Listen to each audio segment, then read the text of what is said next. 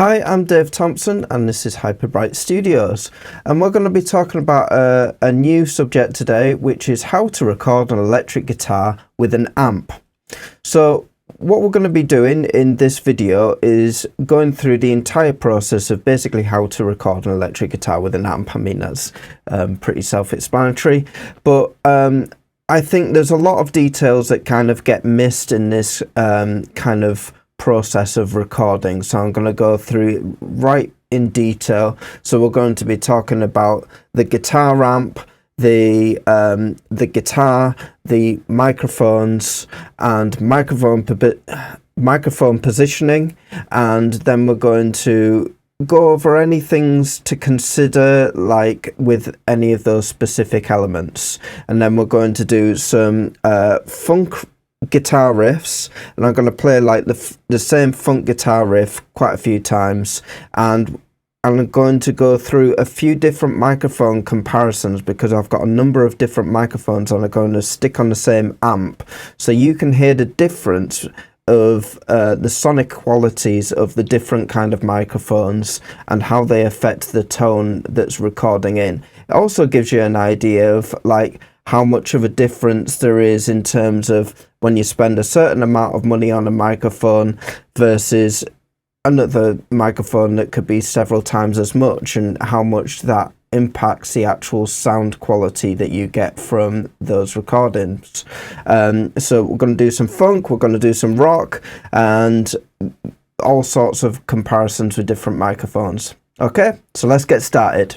The amp that we're going to use in this video is a Fender Hot Rod Deluxe, which has been customized in a few different ways over the years. There have been new capacitors put on the main board because a lot of the old capacitors that came with the amp blew up, basically, and the speaker has been replaced with a Cannabis Rex. The speaker cone is actually made out of hemp, and that means it's a really lovely sounding guitar amp and big improvement on what was the standard Hot Rod Deluxe Mark 1, and it's quite a unique beast, this one.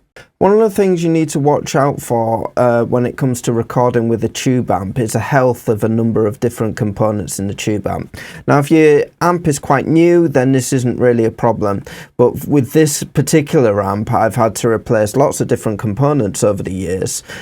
Tubes have a tendency to become microphonic up with age, and they can end up resonating on certain frequencies. So if you're recording with a guitar amp that has microphonic tubes, then you really need to diagnose what the issue with the tube is and how to just basically replace the tubes. There's no way of fixing the tubes, you just have to pay the money and get them replaced. Capacitors also can go with time, but I mean that's a pretty obvious thing when that goes wrong, because the amp just makes loads of explosive noises rather than actually sounding like an amp. So things like that you've got to watch out for. Speaker wear is not that big of an issue unless you've put a bass guitar through it and really hammered it at high volumes. If you haven't ripped the speaker cone through just being abusive to your amp, then it should be okay. The guitar we're going to be using for this recording is a Gibson ES339 in Blueberry Burst. Now, this is a beautiful guitar with PAF humbucker pickups and kind of sits tonally in between a Les Paul and a Gibson ES335. Gibson ES335s tend to be a bit bassier and a bit woodier sounding than the ES339s, somewhere in the middle of the solid body and a big body jazz guitar. This makes this guitar absolutely perfect for funk and rock and jazz guitar styles. There's a number of recording microphones that we're going to use today, so I want to talk about each of them briefly. The first one is an MB75 microphone by T.Bone. Now, the reason I'm wanting to talk about this one is if you are on a budget, this is a really great guitar microphone for recording guitars, and it is made by T.Bone, which is a subsidiary brand of Thomann. So if you are wanting to, I think these are about 25 to 30 pounds each, so a really cheap alternative to using a SM57 microphone, and in my eyes these sound very similar, if not slightly better. The second microphone we're going to have a look at is a Beta SM57. Now, everyone kind of picks the SM57 as like a very commonly used microphone for recording guitars, and personally I think the Beta SM57 is far superior, and for the sake of 30 quid extra, the quality of the microphone is just insane jump up for the bang for your buck. So I'm going to do this one as well.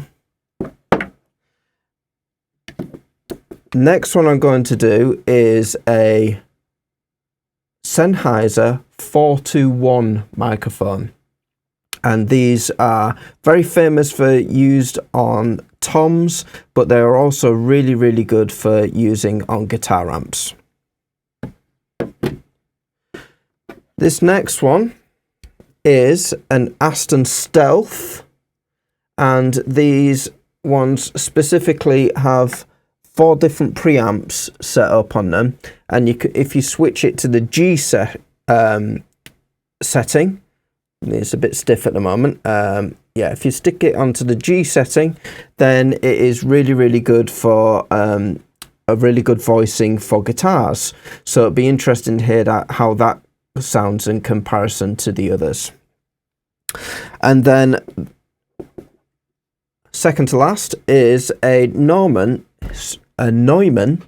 KM184 microphone. Now this is a small diaphragm condenser microphone, and I kind of tried one of these out on a guitar amp as an experiment to see what they would sound like, because these are a very expensive microphone. They're about 500 quid. So I thought I'd try it out and see what it was like, and I was surprised at just how natural it sounds. It really does deliver exactly how the guitar amp sounds in the room. So usually you might not consider using a small diaphragm condenser because it can be a bit harsh on the high end, but these ones are really nice. So if you have any of these lying around, then you may consider these. And the final one I'm going to use 2 of these for the recordings. I'm going to use one of these Aston Origins as a microphone that's a few feet away, and I'm going to use another one behind the microphone, because with open back cabinets usually you find bass frequencies go backwards. So a large diaphragm condenser like this is a really good microphone to pick up them frequencies that go backwards out of a guitar cab.